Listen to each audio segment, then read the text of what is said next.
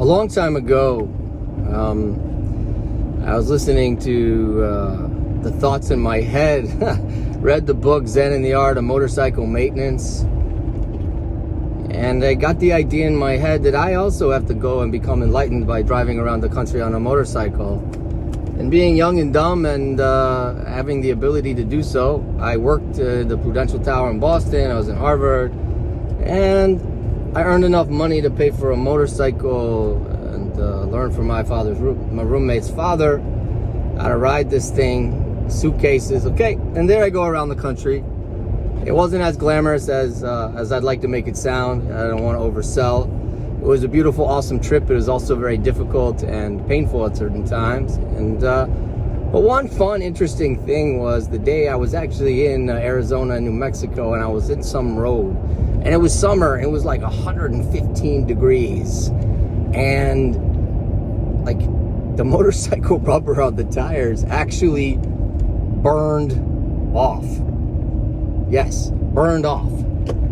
And it got so thin in the heat that I basically lost all ability it got flat. It got flat. So I was up in a town, and I'm thinking today, since I live in Arizona, it must have been Globe.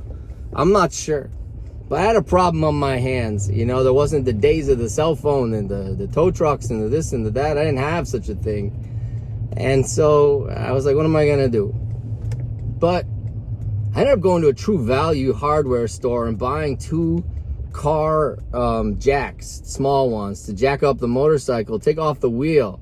And I took the wheel over to a mechanic, and luckily he just happened to have the right size tires, swapped it out, and I got on my way.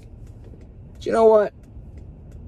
There's a lot of ways we could have approached that situation. I was definitely having some anxiety, but I also had that mentality, this is an adventure. This is great. This is exciting, you know,